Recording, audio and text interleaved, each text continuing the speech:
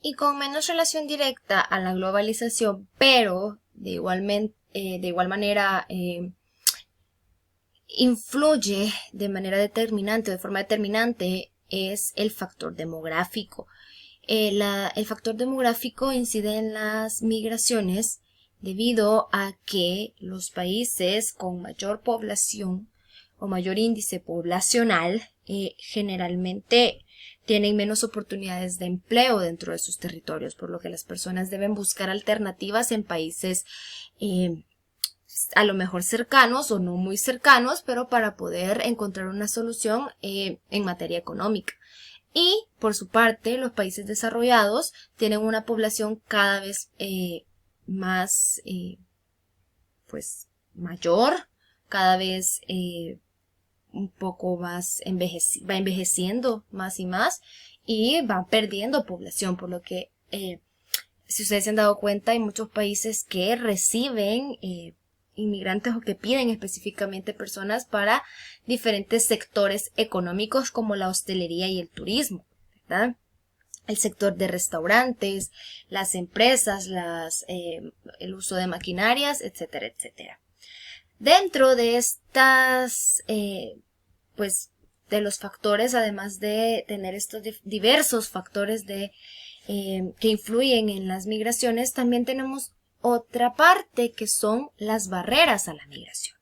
Y encontramos el endurecimiento a las leyes migratorias. Esto especialmente ligado a las políticas antiterrorismo de algunos países como Estados Unidos. Para poder luchar contra el terrorismo se han endurecido o han puesto más rígidas algunas leyes relacionadas con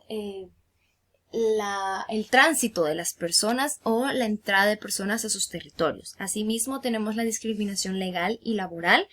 Estas personas, los inmigrantes en diferentes países, son sujetos de explotación, son sujetos de malos tratos y de denigración a sus derechos humanos, y tenemos también la discriminación cultural y racial, como ellos sufren abusos o sufren incluso violencia física por el hecho de pertenecer a una cultura o una raza diferente a la del país de origen. Entonces vemos muchos actos como por ejemplo en contra de las personas negras, en contra de los latinos y en contra de los asiáticos, y así pues muchos movimientos que apoyan a estas personas, a estos inmigrantes en esos territorios, y pues vemos lo que sucede en las noticias, ¿verdad?, con este tipo de fenómenos. ¿Cuál es la situación de los migrantes centroamericanos? Pues bien, es lógico y es obvio que en especial los centroamericanos buscan el sueño americano o la idea del sueño americano yendo a Estados Unidos. Como ustedes pueden ver en el mapa disponible en el portal de inmigración, que ahí les pongo el enlace de la ACNUR, para mediados de 2017 Estados Unidos es el país que recibe mayor cantidad de personas salvadoreñas.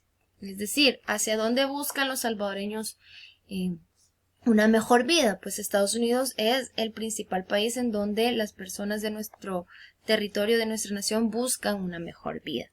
Asimismo, tenemos que los inmigrantes de El Salvador, Guatemala y Honduras, los países del conocido Triángulo Norte, representan el 86% de todos los centroamericanos en Estados Unidos, es decir, de panameños, costarricenses, nicaragüenses, guatemaltecos, salvadoreños, hondureños, el 86% son los pertenecientes al Triángulo Norte. Y ahí vemos en la imagen cómo desde los años 80 ha ido creciendo de manera exponencial la cantidad de inmigrantes centroamericanos, específicamente de estos tres países, en tierras estadounidenses.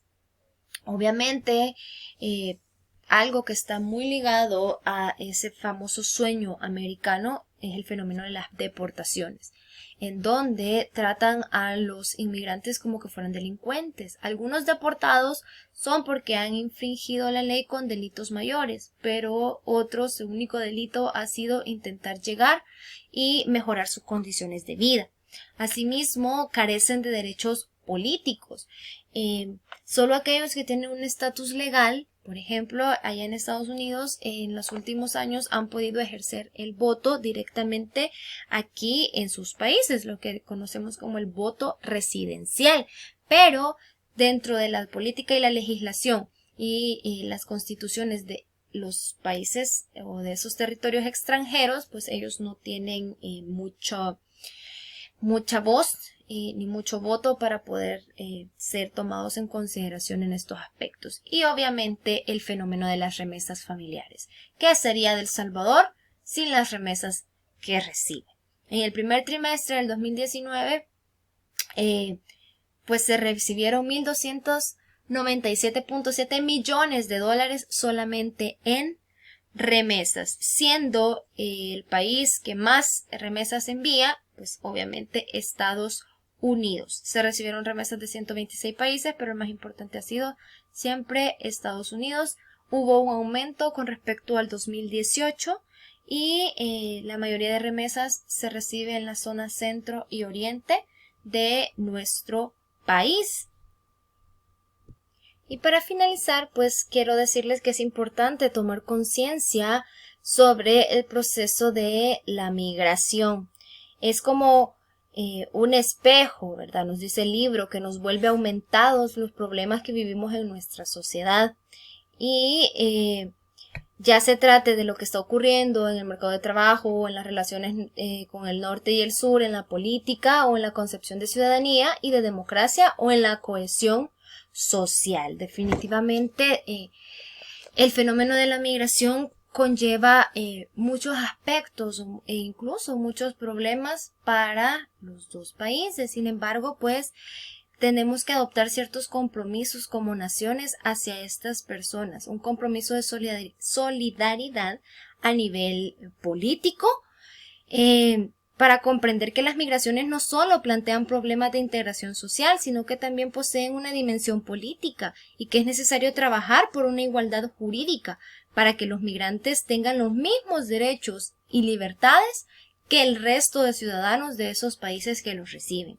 Un compromiso social, exigir que la administración pública de los países receptores elimine toda discriminación de acceso a los servicios básicos, viviendas, trabajos y que se denuncien las situaciones de discriminación que puedan suceder contra nuestros migrantes. Y por último, el compromiso a nivel cultural. Combatir todos los días los estereotipos, los prejuicios sobre los migrantes. Además, buscar un contacto real, reconociendo y valorando las diferencias culturales para poder así afirmar la dignidad y la importancia de una convivencia en donde esté la armonía y la igualdad de todas las personas que habitan en esos territorios.